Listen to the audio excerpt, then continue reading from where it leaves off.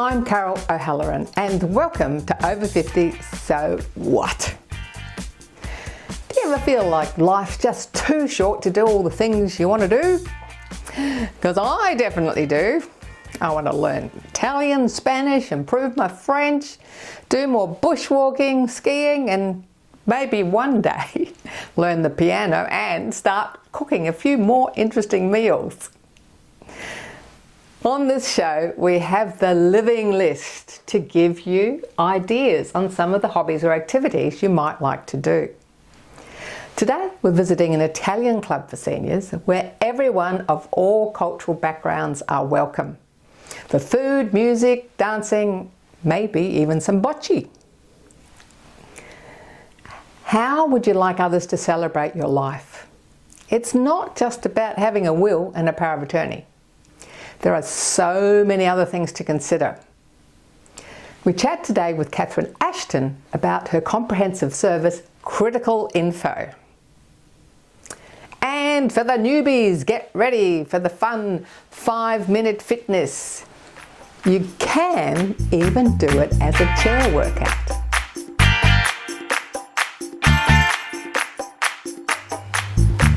Don't Be Caught Dead is the name of a podcast by Catherine Ashton. And it's very true, don't be caught dead. A lot of us think, oh, I won't worry about my end-of-life planning, my end-of-life wishes till I'm in my 80s or 90s because I'm going to live to at least 90. But it can happen unexpectedly at any age. And then your family's running around not knowing how to honour your wishes, what to do, where to go. And I've been in that situation and I know how stressful it is. Well, help is at hand with Catherine Ashton from Critical Info. Welcome back to Over 50 So What? Thanks for having me back, Carol. Your website's twofold.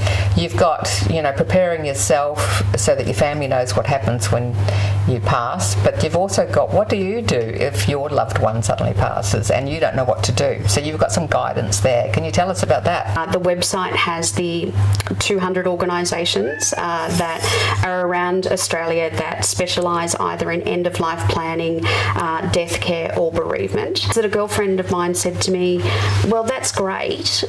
You've given me something where I can learn about my end-of-life choices and I can hear stories, but I really don't know what to do if someone was to die tomorrow. I want to make clear is that I'm not the expert. What my role is to connect people when they're feeling vulnerable to the information that's already out there. And so part of that process was developing something, and it was the guide that I've developed. My loved ones died, what do I do now? And what I found when Roland died was we didn't know what to do sort of like in the first 24 hours, the next couple of days, like what was the priorities of what we had to kind of focus on. So what I did is I spoke to the Society of Trusts and Estate Planners.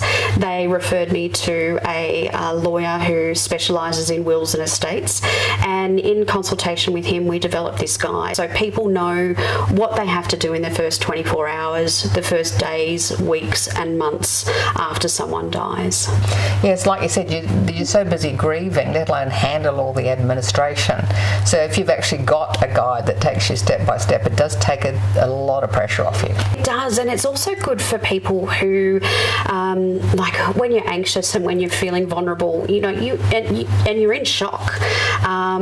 There's no way you're thinking clearly. So something that actually is really step by step is what you require, and that's why as part of that guide we've also developed a checklist. So it makes it very easy for you to just go, yep, I've done this, I've done that. I've had feedback that it's very good for people who are neurodiverse because they really need that structure and it keeps them focused and on task. So, there's all sorts of other things like supporting children and grandchildren who've just lost someone. Yeah. Especially leave is unexpected, helping them with the grieving process, and you've got resources to help with that too. On the podcast, I've been fortunate enough to have two guests who are really instrumental in that space. So one is Lionheart Camp for Kids. They are in Western Australia and they have done some research. It's about what kids think about death, and that's very insightful. You'd be surprised if you think children don't know much about death. They see and hear everything. And the other guest that we've had on is Feel the Magic, and they have great resources in relation to family and children and how to talk about death with kids as well. Oh, there'll be a lot of viewers today, with children or grandchildren. They'll be thinking, how can I help them get through this? Because it's not something that you're trained to do at school yourself, or you never get any training in life how to talk about death and how to help people with grieving. So it's fantastic they can jump on and get that resource from you.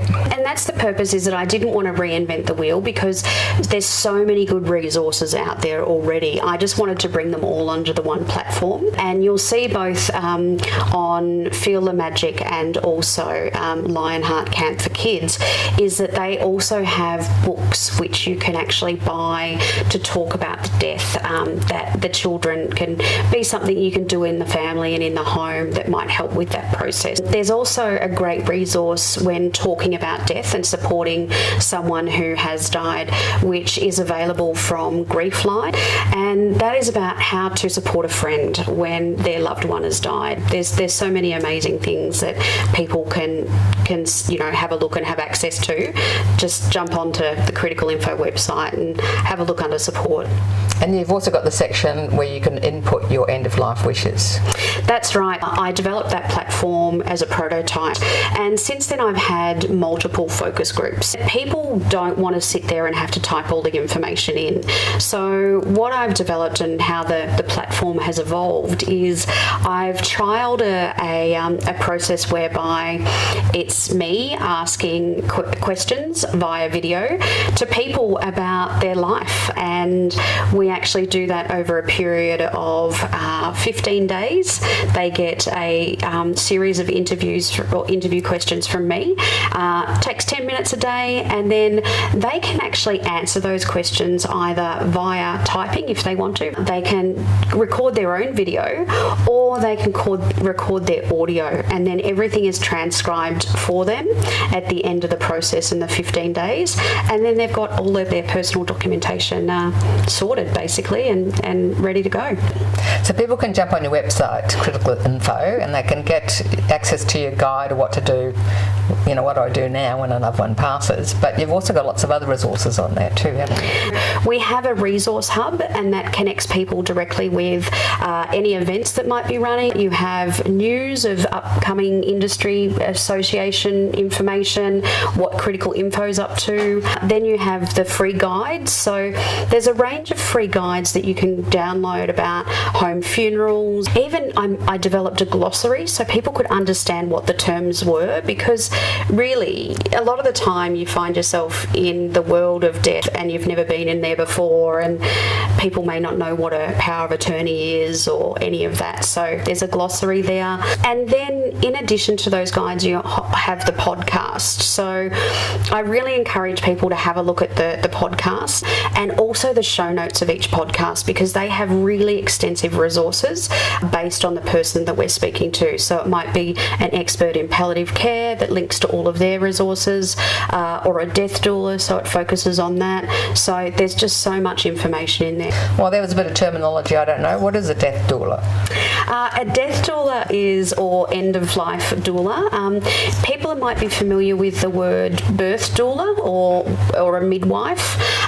So a end-of-life doula is someone, or death doula, is someone who is a non-medical assistant that takes you through and sort of holds your hand through the process of sort of that end-of-life period. That may be someone that supports the person who has the life-limiting illness, or it may actually actually be engaged by the family to help the family members with that process? Well, I was rapt jumping on your website. I think it inspired me to get onto it and do it because, I mean, nobody really knows what I want when I go. So thank you for all your efforts in putting together such an amazing website. Thank you, Carol.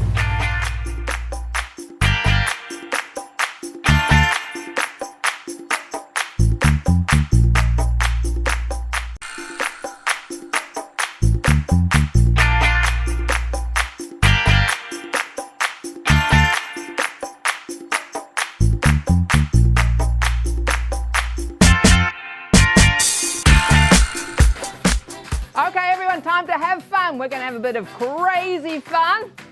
It's a very, very hot day today. So make sure if it's hot, plenty of water. Okay, we're going to do a bit of a hand jive. Remember this? Fist, fist, slice. Fist, fist, slice. Fist, fist, slice. Fist, fist, slice. Fist, fist, slice. Fist, fist, slice. Got it? Now we're going to do a lunge, and we're going to do the same movements with a lunge. So we go. Fist, fist, slice. Fist, fist, slice. Fist, fist, slice. Fist, fist, slice. Other side. Fist, slice. Fist, fist. Fist, fist, slice. Fist, fist. Back the other way. Fist and change. Fist, fist, slice. Fist, fist, slice. Again, fist. Woo! Yeah!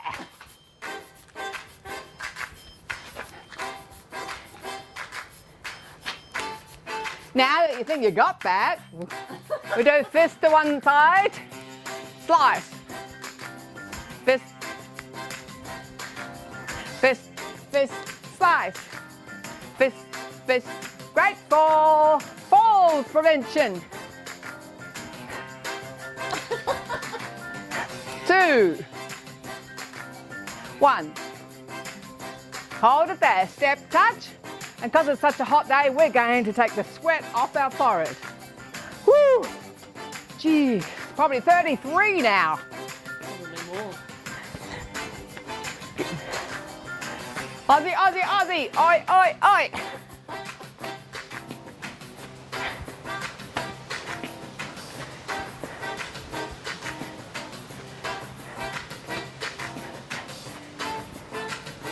Two more. 2. Hold it there. We're going to pump right foot. 1, 2, 3, 4, and wiggle it. 1, 2, 3, 4, and crazy.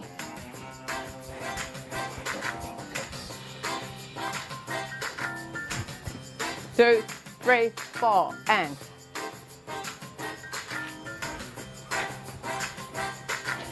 yes, we're crazy doing this in the heat. This is just so we can all have some fun together.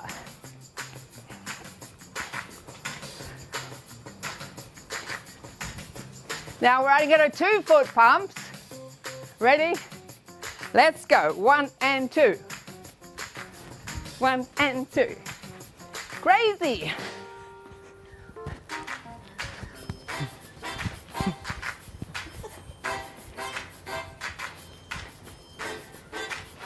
Yoo-hoo! We got it. Okay, hand jive. Other side.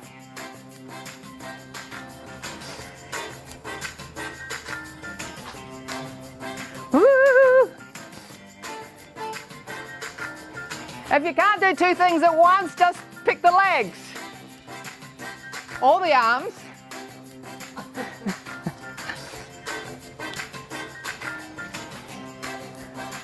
Now, each side, and change. Woo! Getting hotter and hotter. Okay, hold it there. We need to get that sweat off. Yeah. Woo-hoo. Movement is medicine. We're getting lots of medicine today.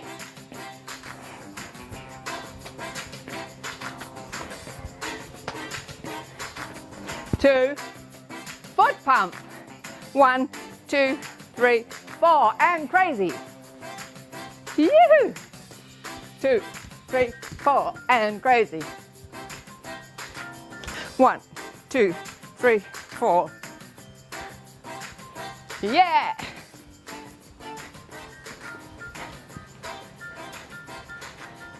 We're not crazy getting our 5 minutes every day. Keep at it, everyone. Good job.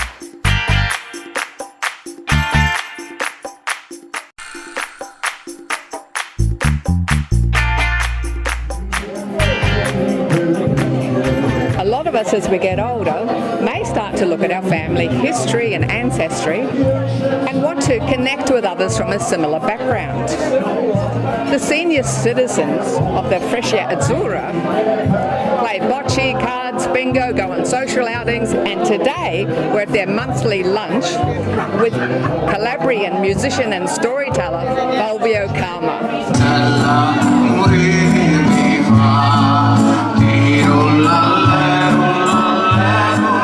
Now, Barbara, I have been told, even though this is an Italian seniors club, they do have members from other cultural backgrounds, and I believe you've got a German background. Yes, that's correct. Yes, we were in a German club, and look, it's lovely going to all the communities, but the Italians really know how to have fun. That's why we're here. and they embrace you with so much love, and they're so kind. It's a beautiful community to be with, and the more people, the better. So, Barbara, do you come to the monthly lunches and do you do any other activities? Yes, we do. We come here 3 times a month, actually. There's 3 different activities here, and they're all equally fantastic. And we have other clubs we go to as well, and we always enjoy ourselves as much as we can. My husband and I love dancing, so the more dancing, the better. And of course, we've got this beautiful Joe playing on his keyboard up there, and he brings so much joy as well. You know, as soon as he starts playing, we all run onto the floor. We have to go on the floor quickly because there's no room otherwise. There's over 300 people today, and they probably all want to get up and dance. Is that right? I would say so. Some people have a lot of movement problems, but they're here for the music. They're here for their friends. They're just here to enjoy each other's company. And as I said before, they welcome you with so much love, these people, and they're so joyful. We've got a very special treat today. We're here with Fabula Novo. And we have the fabulous Fulvo, Gino and Nemo, who are travelling over in Australia promoting their Medioceania tour.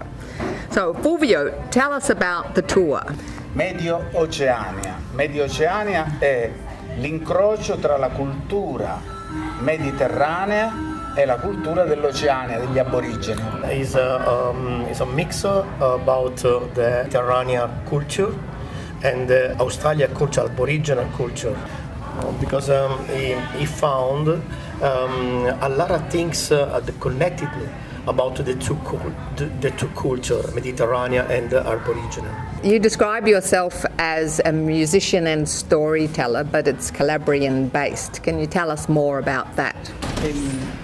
I am a storyteller, and la mia ricerca parte dalla storia, dalla preistoria. My searching is start from the very, very old history. So, and sing this story everywhere in Italy, but he went to South America and went around the world just to explain in music and sing all the history about some very, very, very old history. So very, very old history. So you're combining Aboriginal sounds as well with the ancient sounds of the Mediterranean, and you have ancient instruments to go with that. I think, and the archaeological history speak about the culture of Australian, the Aboriginal culture, is the very old, the very ancient humanic culture, and is the very oldest culture of humanity, the culture Aborigine. And the first instrument that Aborigine make is the didgeridoo. That this song is a song. It's a non-interrupt sound. It's just a continuum. Okay. The first one in the world make in Australia. This is Zumbetana. Zumbatana. Zumbetana. That is a little didgeridoo. Okay. Yeah. But the song of this is The sound.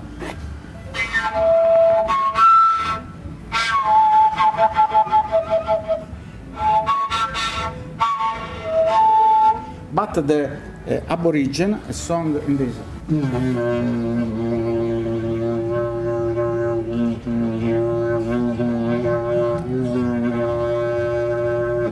But in my culture, the song is this. It's very difficult to play this instrument. You know why? The didgeridoo too, because it needed the inspiration, circular respiration. So it's very difficult to sing. It is an idiofono, and this is idiofono that make a song similare al didgeridoo. Senti che bello.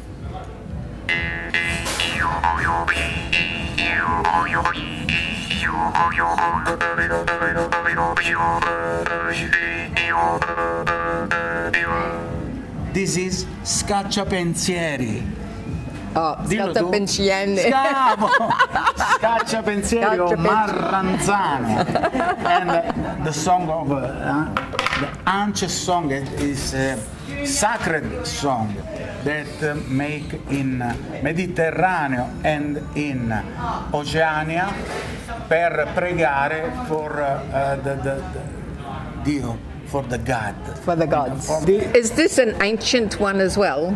Ancient, yes, but this is an instrument ubiquitario. There is in every land of the world. This. Yeah. This is the nostro fatto così. The form is this is Calabria, south of Italy. In the culture of China, Japan, there is this is on bamboo. Yeah. Right. In South America, in South of America, there is another kind of, style of this, but there is an instrument ubiquitario in every land of the world. So what would you say to someone sitting at home about why they should get out and explore some of these different cultural clubs for older Australians? Well, it would be a wonderful idea because staying at home, you don't know what's going on in the world.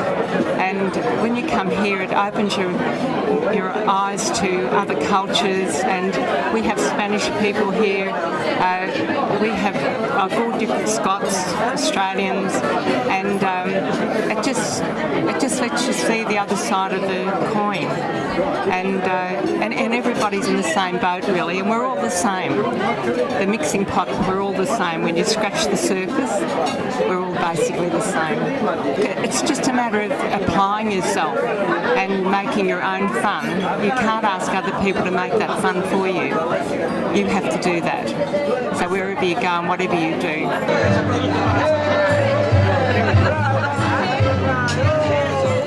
Thanks for watching. I hope you have been motivated to reconnect with your cultural heritage or learn more about others. Contact your local council for groups near you. Be sure to check out critical info for yourself and your loved ones. Guests can also be found on our website.